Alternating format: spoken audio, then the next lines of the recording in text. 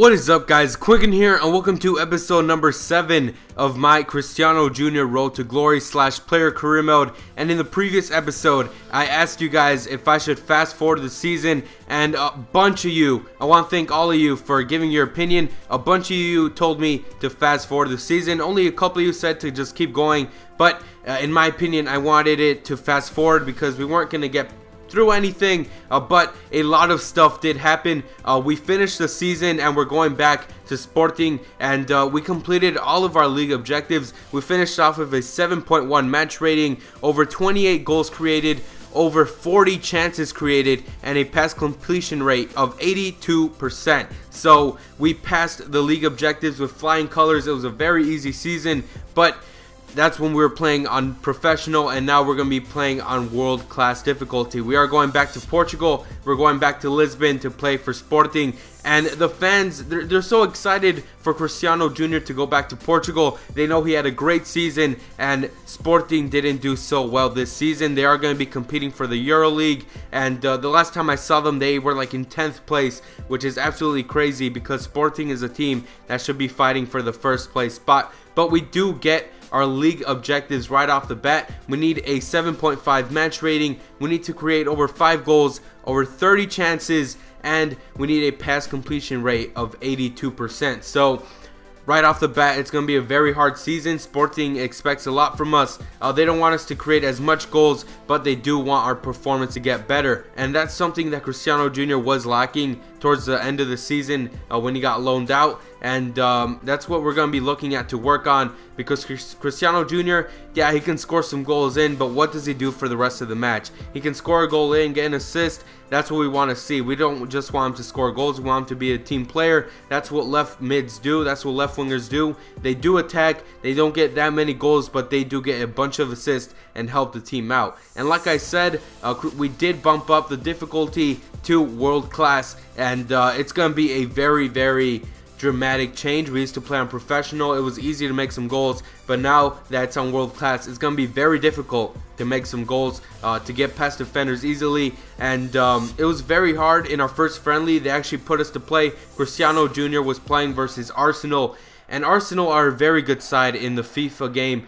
They're very good. They're very compact. They like to get possession, and they like to rush forward a lot. So it was very hard for our defense to really contain them, and they had a lot of chances in the first half, but not as many in the second. So in the second half, they were much better. We did score in the first half, and it wasn't Ronaldo Jr. Ronaldo Jr. did nothing in the first half. He did try to whip in some crosses, but nothing much was going on. Szczesny was doing a great job on keeping balls out. The defense was overall very good, and Sporting was trying their best to score, and that's what we did. We went up 1-0 in the first half. A very good goal from Quinkun, and that guy's a very good midfielder. If you guys don't know who he is, I suggest that you guys search him up. He's a very good Portuguese player. He is from Angola, but he is also Portuguese. I think he was born in Portugal, not really sure. I heard that he's from Angola, but he is Portuguese. So we do go to halftime. We were winning 1-0, and when Cristiano Jr. kept losing balls, and this is a very, very different change,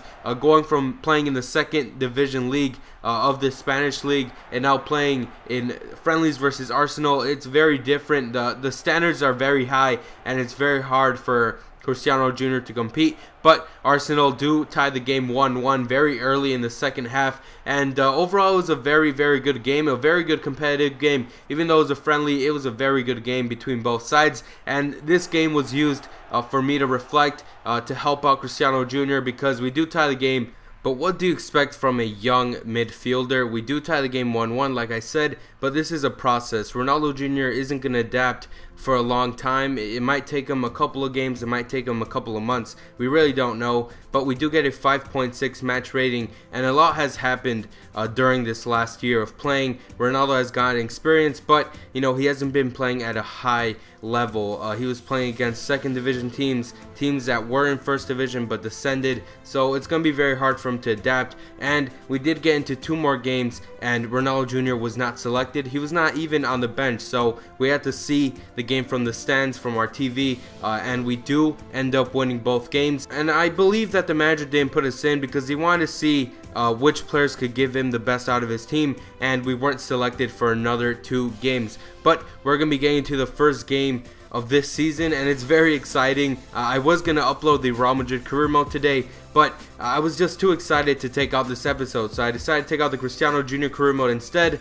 and we're going to be facing Funchal in our first league game, and we got our upcoming targets for this. We need a 9.0 match rating, we need to create 4 goals, and we need 9 chances created. So we have a lot of expectations for us for these next 4 games, and something that I was asking myself is, if the manager is actually going to play Cristiano Jr. in these games, will he have the opportunity to show off how good he is? And that's a question that I was asking myself a lot, but I did find out that the first string left winger for Sporting did get injured. His name is Andre Carrillo. He got injured in training, so hopefully Cristiano Jr. could take advantage of this. I don't know how long he's going to be out. I think it was around 3 weeks, 2 weeks, not really sure. But this is Cristiano Jr.'s time to show off and show everyone what he's made of. And overall, the gap from professional to world class is very, very different. In world class, your team does more. They don't pass you the ball a lot, but they do give you chances. Like this one right here, Cristiano Jr. has a great chance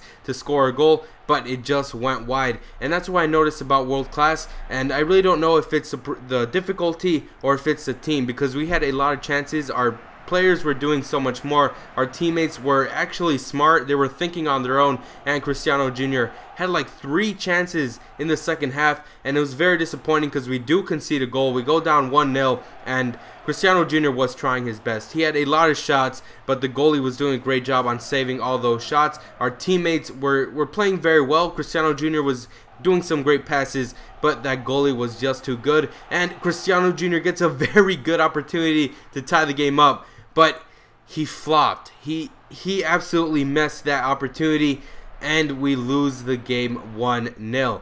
And Nike still hasn't reached out to Ronaldo. We get a 6.3 match rating. I don't know if it's because his match ratings were going down the crapper, or if it's because he signed with Adidas. Ronaldo does have the 3 and 4 boots pack. I really don't know when we'll get the Nike pack, but hopefully that'll be soon, because I want Ronaldo Jr. to have Nike cleats so it could be more realistic. Right now we have the Adidas ones, and I think we're playing very bad because our number isn't 28. Just like Ronaldo was with Sporting, his number is 28, and he went to Manchester United and play as a number 7. So I switched his kit number to 28, just like his father, and our next game is going to be to qualify for the Europa League. But this is the end of the episode. Hopefully you guys enjoyed it. I had lots of fun recording this. I had lots of fun making this episode. Hopefully you guys enjoyed it too. Lots of stuff happened in this episode, and it's gonna be more fun. It will be better than ever. Hopefully you guys enjoyed it. Remember to leave a like and comment, subscribe if you're new. I take out a bunch of content, and let's get this video to 40 likes. I know you guys love this career mode, but I'm Quinkun, and I'll see you guys next time.